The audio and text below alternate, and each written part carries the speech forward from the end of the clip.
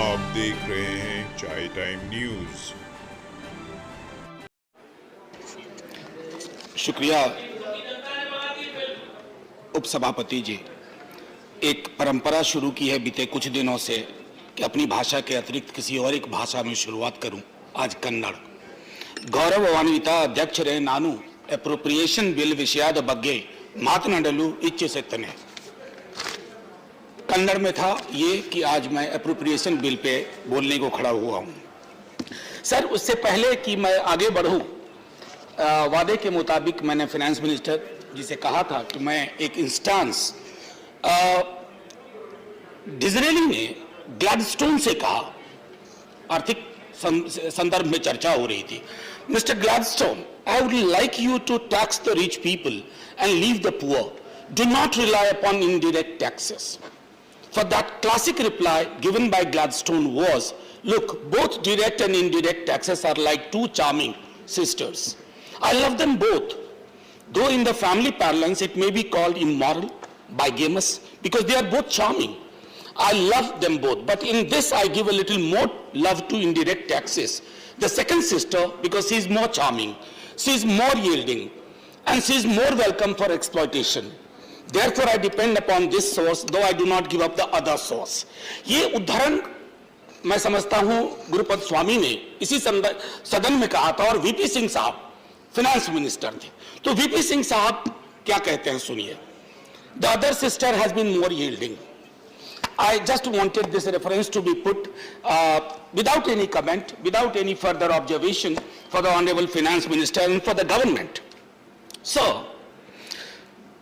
मैं अभी जब बाकी सदस्य बोल रहे थे या जब मोशन मूव किया ऑनरेबल फाइनेंस मिनिस्टर ने, तो मैं सोच रहा था कि गांव में या छोटे शहरों में बैठा व्यक्ति अगर टेलीविजन पर ये देख रहा होगा कि अप्रोप्रिएशन बिल पे चर्चा हो रही है, तो उसके लिए अप्रोप्रिएशन बिल और इतने लाख करोड़ उसके लिए मायने नहीं रखते हैं। वो अपना संदर्भ देखना चाहता है कि मेरी थाली में इसका क्या हिस्सा आ रहा है, मेरी थाली का वजन बढ़ रहा है या घट रहा है, मेरे पड़ोस में क्या हालात हैं। मेरा बच्चा जो प्रतिदिन निकलता है घर से रोजगार की तलाश में और शाम को वापस घर आता है और उसके हाथ में सिफर है, शून्य है, तो अर्थव्यवस्था और अर्थतंत्र को हम आम इंसान के नजरिए से अगर देखें सर, तो हाहाकार का विषय है। अब आंकड़ों की बात मैं करता हूं। मैं मानता हूं कुछ दिन पहले एक आंकड़ा आया, प्रधानमंत्री जी बेहद लोकप्रिय है। अरे कोई संदेह नहीं है, सचमुच बेहद लोकप्रिय है। लेकिन अगर एक एजेंसी का आंकड़ा अप्रूवल रेटिंग एक्सेप्ट करते हैं, तो हैप्पीनेस इंडेक्स पे क्यों चुप हो जाते हैं, हंगर इंडेक्स पे क्यों चुप हो जाते हैं, प्रेस फ्रीडम इंडेक्स पे क्यों चुप हो जाते हैं, डेमोक्रेटिक स्फीयर इंडेक्स पे क्यों चुप हो जाते हैं। सांख्यिकी के साथ साथ एक अद्भुत चीज है कि उसका इस्तेमाल कई दफा लैंप पोस्ट की तरह लोग करते हैं। जब शराबी लड़खड़ाने लगता है ना, तो लैंप पोस्ट पकड़ लेता है। तो मैं नहीं कह रहा सर, ये कोट है कि लैंप पोस्ट की तरह भी स्टैटिस्टिक्स का उपयोग होता है ताकि आप लड़खड़ा के नीचे ना गिरे। सर, मैं अभी एक चीज सोच रहा था कि आप इन्फ्लेशन को लेकर, कई सदस्यों ने कहा मैं 6.7 हो गया फरवरी में, ये नहीं कहूंगा। ये हम आप भी महसूस कर रहे हैं, और हम तथाकथित ऊपरी तबके के लोग हैं।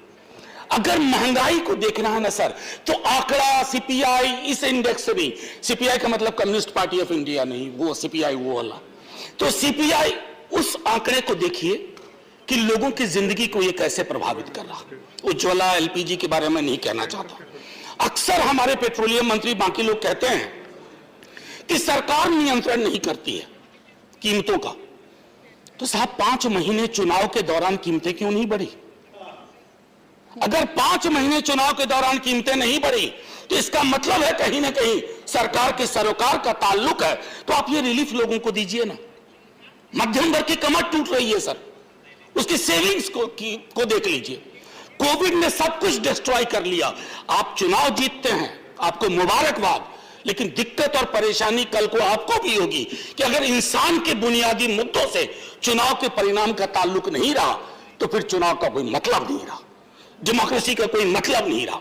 सर, $5 ट्रिलियन की इकोनॉमी, मैं भी अगर आप सच पूछें कि जीरो बिठाने बोल दीजिएगा तो मैं शायद ना बिठा पाऊं, क्योंकि 1000 लाख से करोड़ जाते ही शून्य की संख्या समझ में नहीं आती है।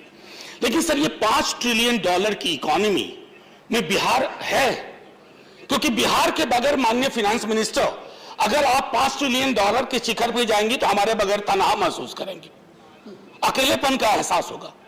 बिहार को छोड़ करके हमारे एक बिहार के सदस्य हैं, महत्वपूर्ण मंत्री हैं, वो मुस्कुरा रहे हैं।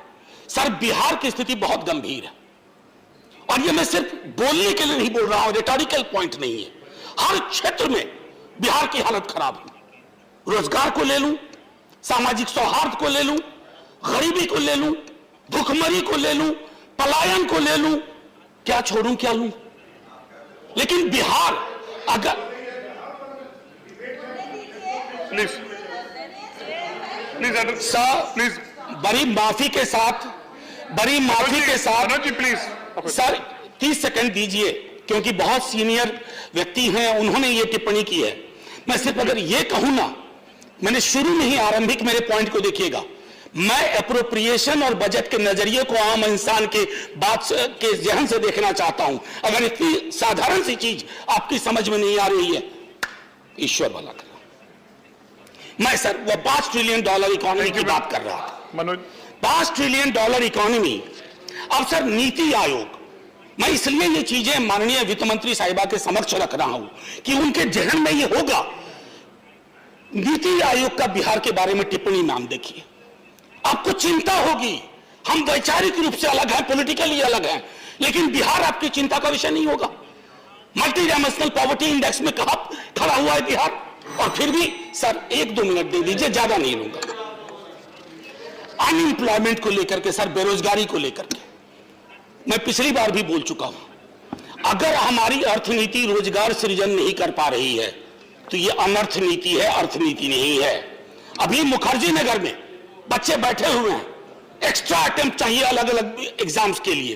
देश के अलग अलग हिस्सों में लोग प्रदर्शन कर रहे हैं, सब किस चीज के लिए? रोजगार एक मौलिक चीज है, यह खैरात नहीं है, संवैधानिक। आप डायरेक्टिव प्रिंसिपल्स को देखिए, उसमें इसका जिक्र है। सर आखिरी, सोशल सेक्टर को लेकर के खुद पिछली बार भी मैंने कहा था, सोशल सेक्टर में जो कंट्रीब्यूशन है, जो बजटरी एलोकेशन है, या तो नेग्लिजिबल इंक्रीज है या डिक्रीज है। और ये सोशल सेक्टर, सर बस आखिरी 1-2 पॉइंट कहने दीजिए।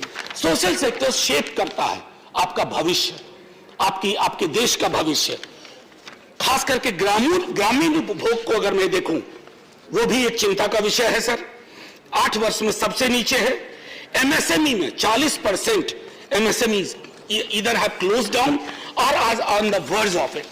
Those of us who believe that the government is very transparent on corruption, zero tolerance. Let me quote 2020 Transparency International Corruption Perception. We are occupying 80th position. मैं क्यों कह रहा हूं कि इसी की रिपोर्ट लेकर के यूपीए के खिलाफ, सर बस आखिरी इसी की रिपोर्ट लेकर के यूपीए की सरकार के खिलाफ आपने मोर्चा खोला था। आखिरी सर, मैं पुनः एक बार कह रहा हूं कि जब तक हम अपने एप्रोप्रिएशन बजटरी एलोकेशन को एक आम इंसान के नजरिए से, मध्यम वर्ग, निम्न आय वर्ग के नजरिए से नहीं देखेंगे सर, तब तक हमारे देश के सामने जो चुनौतियां हैं वो कम नहीं होंगी। चुनाव के नतीजे जो भी हो। आखिरी सर, जय हिंद से पहले, जो मैं सर्वसजदा हुआ कभी, नाम फाइनेंस मिनिस्टर आपके लिए, जो मैं सर्वसजदा हुआ कभी तो जमीन से आने लगी सदा, तेरा दिल तो है सनम आशना, तुझे क्या मिलेगा नमाज में। जय हिंद। श्री विनय विश्वम।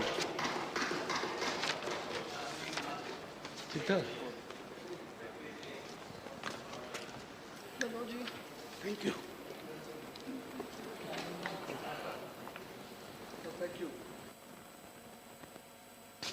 A finance minister has to come with a appropriation bill. It's known to everybody.